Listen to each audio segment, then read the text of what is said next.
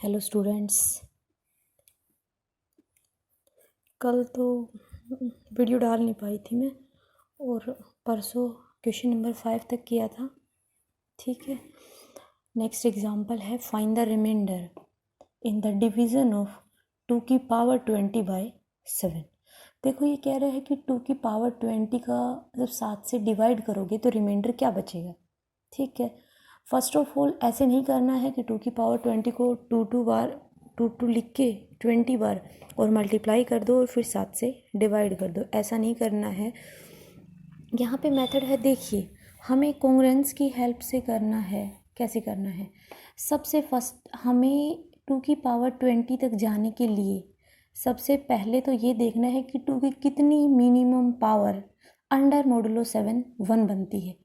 ठीक है, तो अगर मैं 2 की पावर 1 की बात करती हूँ, 2 की पावर 1 को जब मैं 7 से डिवाइड करूँगी, 7 से छोटा ही है तो डिवाइड करने की ज़रूरत ही नहीं है, वो कॉन्ग्रुएंट होगा 2 मॉडुलो 7। यहाँ जो नंबर होगा उसको 7 से डिवाइड करने पे जो रिमाइंडर बचता है वो हम यहाँ लिखेंगे यहाँ। ठीक है, तो 2 की कॉन्ग्रुएंट रहेगा। 2 की पावर 1 की अगर बात करते हैं तो ये इसके कॉन्ग्रुएंट होगा। नेक्स्ट में 2 की पावर 2 कितना होता है 4, और 4 को भी 7 से डिवाइड करते हैं तो रिमाइंडर 4 ही बचेगा। उसके बाद 2 की पावर 3 चेक करते हैं। 2 की पावर 3 क्या बनता है 8 मॉडुलो 7।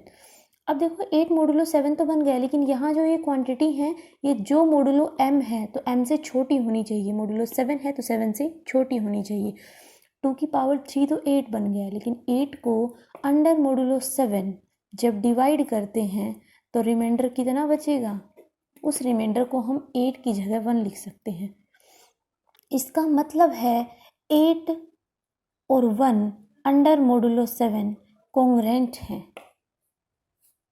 ठीक है, तो मेरे कहने का मतलब है इनकी पावर्स जो निकालते जाएंगे वो जितनी बड़ी आती जाएंगी, 7 से डिवाइड करने पे उनका रिमाइंडर रखोगे वो बचेगा। अब यहाँ पे 2 की पावर 3 1 हमेशा यही कोशिश करनी है कि 2 की कितनी पावर 1 बन जाए, -1 बन जाए, तभी पूरा क्वेश्चन निकलेगा। अब यहाँ पे 2 की पावर 3 कॉन्ग्रुएंट हो गया 1 मॉडुलो 7 की। हमें 2 की पावर 20 निकालना है, तो अगर मैं सेकेंड इक्वेशन की दोनों तरफ 6th पावर कर दूं, रेजिंग इक्वेशन 2 टू पावर 6, 2 की पावर 3 है उसकी 6th पावर कर दिया, 1 की 6th पावर 1 ही रहेगा और मॉडुलो 7। अब 6 ये 2 की पावर 18 बन गया। 2 की पावर 18 की वैल्यू है 1 मॉडुलो 7। अब 2 की पावर 20 नहीं गिना, 2 की पावर 18 की तो ये बन गई थर्ड इक्वेशन से, और फर्स्ट इक्वेशन से 2 की पावर 2 की वैल्यू 4 है। दोनों इक्वेशंस को मल्टीप्लाई करते हैं तो लेफ्ट साइड मल्टीप्लाई रहेगी। 2 की पावर 18 इंटू 2 की पावर 2, 2 की पावर 20 बन गया। ये कॉन्ग्रुएंट होगा 4 और 1 की मल्टीप्लाई, 4 बन गया 4 मॉडुलो 7 के। ये क्वांटिटी 7 से छोटी ही है, 7 से छोटी नहीं हो तो 7 से डिवाइड करने पे जो रिमाइंडर बचता है वो यहाँ लिख दो। इसका मतलब 2 की पावर 20 को जब 7 से डिवाइड करते हैं तो रिमाइंडर 4 बचेगा। ये सीधा प्रोसेस तो तब लगाते हैं जब यहाँ पे ये नंबर किसी का मल्टीपल नहीं हो। 7 है, ये अपने आप में खुद ही है, या तो इसका 1 ही डिवीज़र है या इसका 7 ही डिवीज़र है। ठीक है, उसके बाद सेकंड एग्जांपल की बात करते हैं। फाइंड द रिमाइंडर व्हेन 2 की power 48 is divided by 105। First of all 105 के जो फैक्टर बनते हैं वो 3 इंटू 5 इंटू 7 होता है। 3 और 5 15, और 15 इंटू 7 105, तो 105 बन गया। अब अगर हमने इनमें ब्रेक कर लिया तो अब हम मॉडुलो 105 पर काम नहीं करेंगे, मॉडुलो 3, मॉडुलो 5, मॉडुलो 7 पर काम करेंगे। और अगर मैं आपको बताती हूँ तो यहाँ पे हमने सीधा लिखा है, लेकिन देख लीजिए 2 की पावर 1 2 के ही बराबर होता है, 2 की पावर 2 4 के बराबर होता है, और मॉडुलो 3 में 4 को जब 3 से डिवाइड करते हैं तो वो 1 के इक्वल आएगा। ये लिख दिया। उसके बाद मॉडुलो 5 पे बात करेंगे तो 2 की पावर 1 2 बनता है मॉडुलो 5 में, 2 की पावर 1 2 बनता है मॉडुलो 5 में, 2 की पावर 2 4 बनता है मॉडुलो 5 में, 2 की पावर 3 क्या बनता है 8 बनता है, और मॉडुलो 5 में ये वैल्यू रिमाइंडर 3 के बराबर है, और 2 की पावर 4 क्या बनता है। अब देखो 2 की पावर 4 चाहे तो यहाँ 16 लिख लीजिए, चाहे 2 की पावर 3 की वैल्यू 3 आई है तो एक बार और मल्टीप्लाई करना है, ये 6 बन गया और अंडर मोडुलो 5 पे वैल्यू 1 के बराबर रहती है, इसीलिए ये लाइन लिखी है कि 2 की पावर 4 कॉन्ग्रेंट होगा 1 मोडुलो 5 की। अब मोडुलो 7 पे चेक करना है, तो चेक करते करते करके देख लेना, 2 की पावर 6 कॉन्ग्रेंट 1 बनेगा मोडुलो 7 के। अब हमें चाहिए 2 की पावर 48, ठीक है। 2 की पावर 2 है, 48 बनाने के लिए पहली इक्वेशन की 24th पावर करनी पड़ेगी। इसको 2 की पावर 48 बनाने के लिए सेकंड इक्वेशन की 12th पावर करनी पड़ेगी। इसको 48 बनाने के लिए थर्ड इक्वेशन की 8th पावर करनी पड़ेगी। क्या बन गया? 2 की पावर 48 कॉन्ग्रेंट है 1 मोडुलो 3। 2 की पावर 48 कॉन्ग्रेंट है 1 मोडुलो 5। 2 की पावर 48 कॉन्ग्रेंट है 1 मोडुलो 7। अब एक आगे थ्योरम है, यहाँ नहीं है, पहले इस क्वेश्चन को दे दिया और वो थ्योरम बाद में दी है कि from 4th 5th and 6th 2 की पावर 48 कॉन्ग्रेंट हुआ 1, और अगर ये सारे आपस में अलग अलग हैं तो सबकी मल्टीप्लाई हो जाती है कि LCM ऑफ 3 5 7 105। तो 2 की पावर 48 को जो 105 से डिवाइड करते हैं तो 1 is the remainder when this is divided by 105। ठीक है, नेक्स्ट है, देखिए, फाइंड द रिमाइंडर व्हेन 111 की पावर 333 प्लस 333 की पावर 111 इज डिविजिबल बाय 7।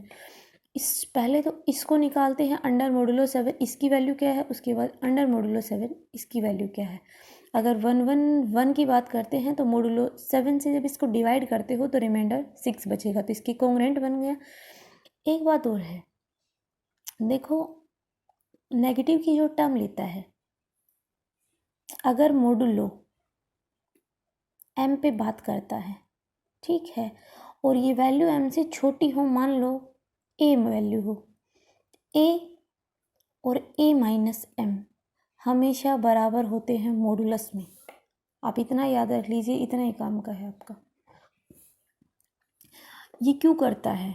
जब यहाँ मॉडुलो m से जस्ट एक टर्म छोटी हो तब ये इसको -1 लिख देता है, क्योंकि -1 और 1 आपको सबसे पहले लाना है। अगर ये 5 4 3 होता तब नहीं करेगा। मोडुलो m जितना भी यहाँ है इससे एक क्वांटिटी अगर यहाँ छोटी होगी तो ये हमेशा इसको -1 मोडुलो 7 कर देगा।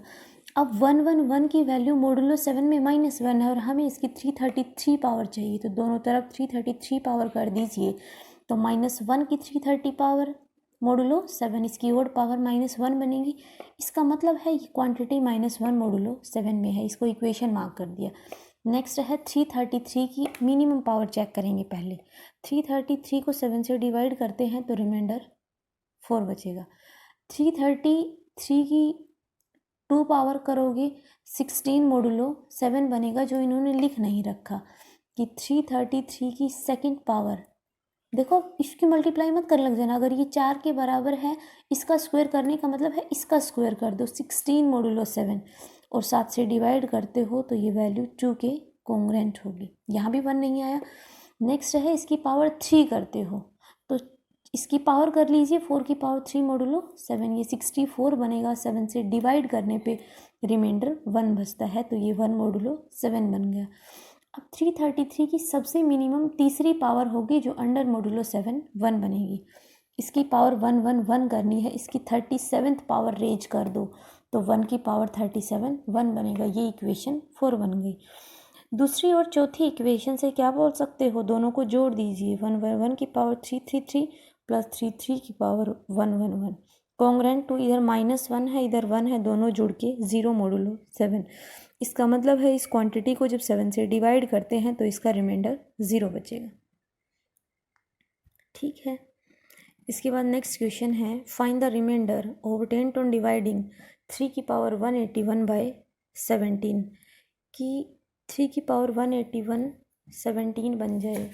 इसके सल्यूशन के लिए देखिए, अंडर मोडुलो 17 3 की एक पावर 3 ही रहेगी, 3 की 2 पावर 9 बनेगा मोडुलो 17, 3 की 3 पावर 27 बनेगा अंडर मोडुलो 17, 3 की 4th पावर 27 इंटू 3 81 मोडुलो 17 बनेगा। 17 से जब इसको डिवाइड करते हो तो रिमाइंडर 13 बचेगा। अब यहाँ कुछ भी नहीं आ रहा, तो इसलिए क्या कर दिया, मैंने क्या बताया था कि अगर मॉडुलो m में है तो a बराबर होता है a माइनस m की। तो 13 माइनस 17 माइनस 4 आ गया। अब दोनों तरफ स्क्वायर कर दिया तो 3 की पावर 4 है वो 3 की पावर 8 बन गया। कोंग्रेंट -4 का स्क्वायर 16 बनेगा अंडर मॉडुलो 7। ये क्वांटिटी सिर्फ इससे एक छोटी है तो -1 के कोंग्रेंट होगी। अब 3 की पावर 8 -1 बन गए और हमें 181 पावर बनानी है, तो 3 की पावर 8 की 22th पावर करिए तो 176 बनेगा। और यहाँ -1 की पावर 22 1, 3 की पावर 176 1 बन गया। हमें 181 चाहिए, तो 3 की पावर 176 तो है ही। पहली इक्वेशन में 3 की पावर 1 है और सेकंड इक्वेशन में 3 की पावर 4 है। सबको जोड़ोगे तो 176 + 4 + 1 181। लेफ्ट साइड राइट साइड भी जुड़ेगा, इस तरफ 3 है इस तरफ -4 है तो -12 और इंटू 1 -12। नेगेटिव क्वांटिटी है फिर पॉजिटिव में बदलना है तो फिर घटेगा नहीं, फिर ये क्वांटिटी जुड़ जाती है। -12 + 17 = 5 मॉडुलो 17 10 5। इसका मतलब इस 3 की 181 पावर को 17 पे डिवाइड करने पर रिमाइंडर 5 बचता है। ठीक है, नेक्स्ट क्वेश्चन है इफ़ एन इज़ कंपोजिट। कह रहा है कि एन कंपोजिट नंबर है और 4 से बड़ा है तो प्रूव करिए कि n-1 फैक्टोरियल कोंग्रेंट 0 मोडुलो n होगा। n-1 फैक्टोरियल को जब n से डिवाइड करेंगे तो रिमाइंडर हमेशा 0 बचेगा, ये कह रहा है। देखो इसका मतलब है we have to prove that n-1 factorial is completely divisible by n। अगर n एक कंपोजिट नंबर है, देखो कंपोजिट नंबर है तो वो उस नंबर को खुद को छोड़ के बचे हुए के फैक्टर्स में लिखा जाएगा। Since n is composite so all its factor are in n-1 factorial. n से छोटे में पूरा n से छोटे में लिखोगे तो n into n-1 factorial, n into n-1 into n-2 factorial, इसी तरह ये हर में लिखा जाएगा। इसका मतलब n डिवाइड करता है n-1 फैक्टोरियल को। इतना ही क्वेश्चन है। वेरिफिकेशन के लिए इन्होंने कहा है it is true only for n greater than 4, क्योंकि अगर हम 4 से बड़े पे ट्रू है तो n = 4 ले लेते हैं। n = 4 होते ही n-1 फैक्टोरियल की वैल्यू 3 फैक्टोरियल बनेगी, जो को 3 फैक्टोरियल 6 के बराबर होता है। और अंडर मोडुलो 4 6 को 4 से डिवाइड करते हो तो रिमाइंडर 2 बचता है, 0 नहीं बचता। 0 नहीं बचता तो वो 0 के कोंग्रेंट नहीं है, क्योंकि इसलिए कह रहा है कि n ग्रेटर दैन 4 पे ये स्टेटमेंट ट्रू होगी। इससे आगे और कर लीजिए थोड़ा सा। नेक्स्ट है if a + b congruent to c modulo m है and b congruent to d modulo m है तो शो करिए a + d congruent to c modulo m होगा। देखिए first of all we have ये कंडीशन गिवन है, ये कंडीशन गिवन है। दोनों कोंग्रेंसेस को सब्ट्रैक्ट कर दीजिए, इधर तो b और b कैंसिल, a बचा और इधर c - d, d को इधर ले जाइए, यही प्रूव करना था। नेक्स्ट है question if A B congruent to c modulo m and b congruent to d modulo m then show that A D congruent to c modulo m। First of all A B अगर congruent to c modulo m है, by definition of congruence m divide करेगा A b - c को। अब यहाँ पर definition of divisibility लगा दीजिए कि देयर एग्जिस्ट इंटीजर की such that a b - c = m के, और इस इक्वेशन को फर्स्ट इक्वेशन मार्क कर दीजिए। Also B congruent to d modulo m, यहाँ पे कोंग्रेंस की डेफिनेशन लगाते हो m डिवाइड करेगा b - d को। फिर डेफिनेशन ऑफ डिविजिबिलिटी लगा दीजिए there exist integer l such that b - d = l into m। b की वैल्यू ये बन गई। इस b की वैल्यू को पहली इक्वेशन में सब्स्टिट्यूट कर दीजिए। a इंटू बी है तो a into D plus L M minus C equals to M K, A D plus A L M minus C equals to M K, A D minus C equals to, इसको उधर ले जाइए, M K minus A L M, M into K minus A L. अब इधर ये एक quantity है, इधर m इंटू कुछ भी है, ये इंटीजर वैल्यू है, तो बाय डेफिनेशन ऑफ डिविजिबिलिटी यहाँ से क्या लिख सकते हो, m डिवाइड करता है ए डी माइनस सी को। Hence by definition of congruence A D congruent होगा c मोडुलो m के। इतना पढ़ लेना। Thank you.